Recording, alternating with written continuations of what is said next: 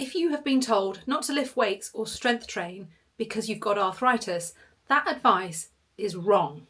Weight training, strength training doesn't harm arthritic joints, it protects them.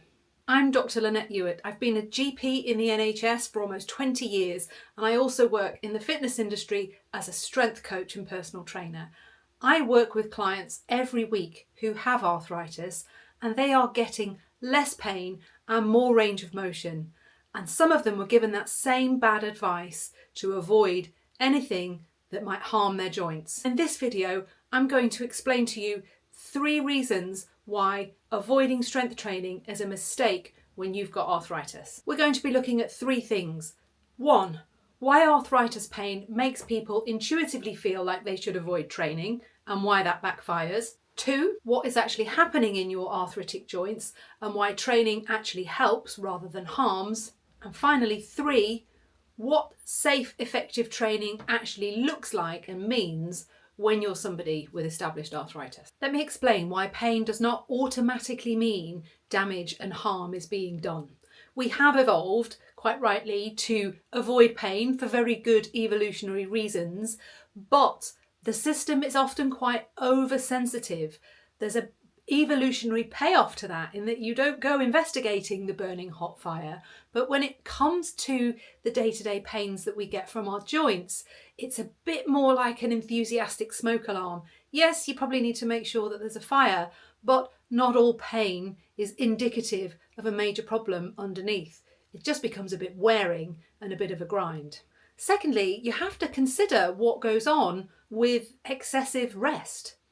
As we get older, we are much more likely to feel stiffness. Soft tissue is not as flexible as it once was, and without daily movement, joints are going to feel creaky. Coupled with that is the accelerated muscle loss that we know happens with aging, and what tends to accompany that is a loss of confidence. So you move less, you decondition more, you get a bit stiff, and you see how this whole cycle starts to snowball. Let's talk about what's going on inside the joint, because that's really critical to understanding why strength training is one of the best things you can do for arthritis. Inside your joint capsule is synovial fluid. Think of it like the oil that lubricates the car engine, but it's not static. It depends on movement in order to flush it around the joint and, more importantly, to push nutrients inside the cartilage. The cartilage hasn't got its own blood supply.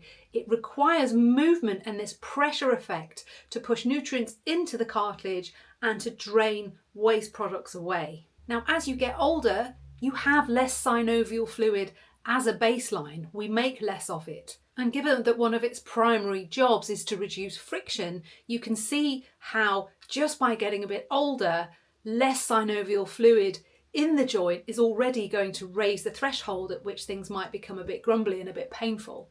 A couple of other things that come with aging are that the joint capsule itself becomes a little bit more stiff, and we move less than we do in our younger years, so the range of motion and the amount of flushing of that fluid just generally decreases a fair bit. So you get this double whammy of less fluid produced to begin with, less movement to push it around the joint, hence why the pain point at which arthritis becomes noticeable can just tip upwards a little bit. What's the solution to this, I hear you ask? Well, the answer is to move more. And yes, walking will do it up to a point. It's why when you get up in the morning and you feel stiff and achy, and then actually as the day gets going and you warm up and start moving, things feel a little bit easier, almost like they're unlocking.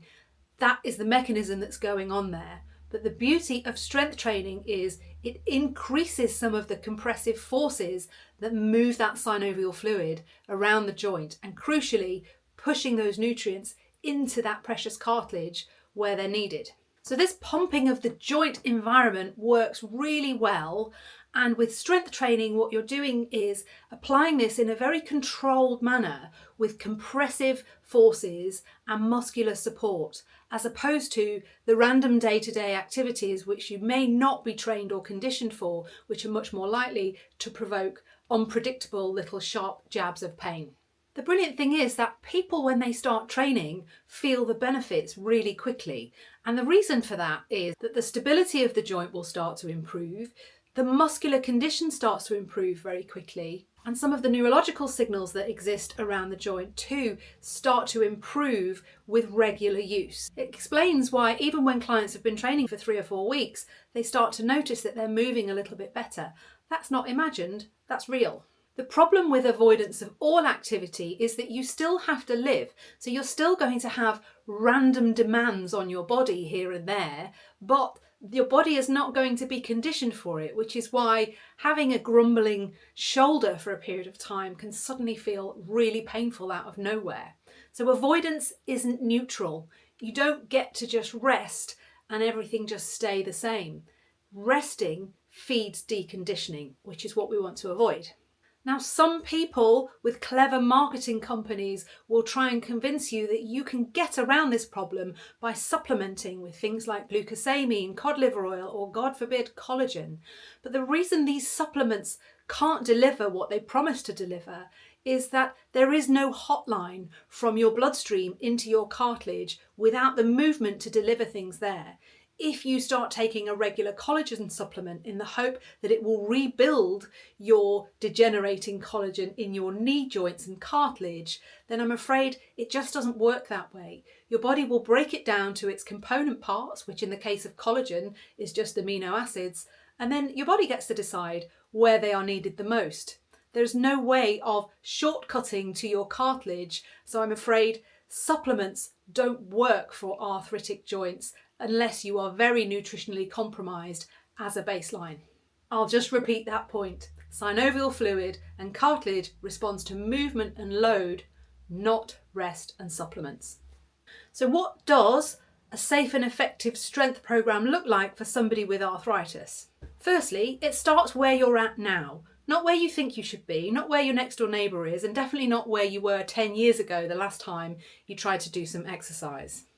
Movements need to be controlled, slow enough that you feel stable without jerking or impact or anything that's rushed or likely to cause instability.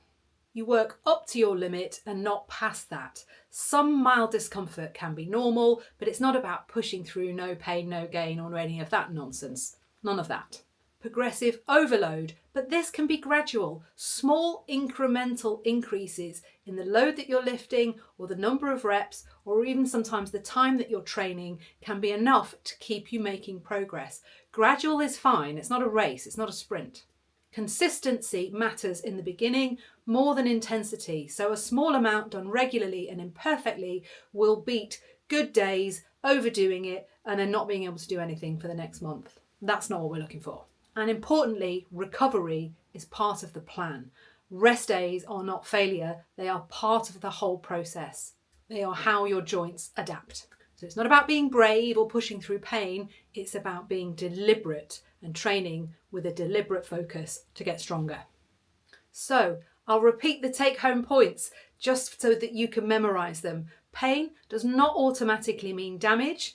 Think of it like a smoke alarm, check for the fire and then move on.